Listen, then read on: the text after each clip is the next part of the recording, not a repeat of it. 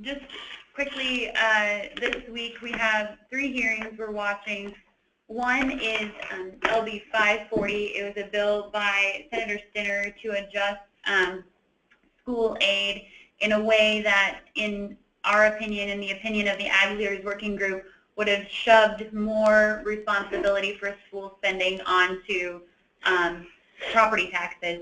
And unfortunately, I think that there is a consensus. We haven't necessarily, and the schools we're engaging with now on property taxes haven't necessarily been engaged on this issue previously. I think the state has had opportunities in the past when they face a budget shortfall. Inevitably, they go to the state aid formula and they adjust appropriations to make the state's budget balanced. And unfortunately, that's had a negative impact on property taxes over the years.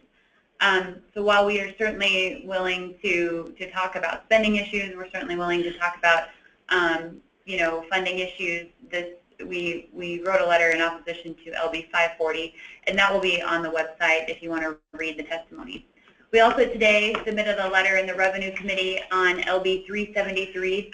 Senator Schumacher introduced a bill that went back. It looked at the last 10 years, and it looked at tax provisions, specifically credits and exemptions, that sort of thing, that impacted the general fund, the state's general fund, by $5 million or more. And some of those ideas that, we had this discussion this morning, not all of that is bad. We are proponents, obviously, of looking at some exemptions.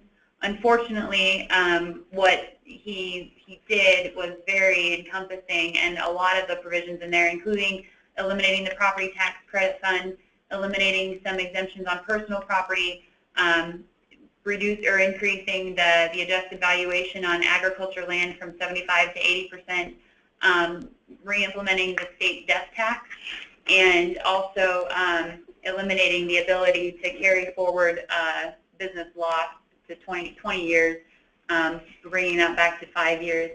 Those are just 5 or 6 things in that bill that I don't think ag can necessarily live with.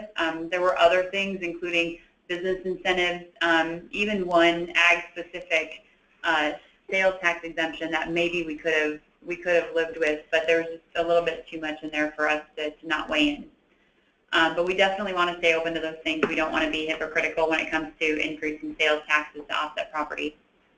And finally, tomorrow we are still weighing our options. Senator Keene has a prescription drug monitoring bill that could negatively impact veterinarians.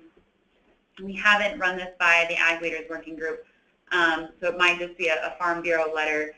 These hearings at the end, Thursday we'll get to this slide, but Thursday is the last day of hearings in the legislature, so generally speaking, the consensus is these bills won't necessarily get traction, although I believe LB 223 was prioritized. So we might, feel more inclined to weigh in on something like that, especially if large animal vets in rural Nebraska are going to be impacted natively. It was LB 223 was prioritized by Senator Howard. So, generally when these are heard at the end of the session, they don't get a lot of traction. However, when they get a priority, we definitely pay attention.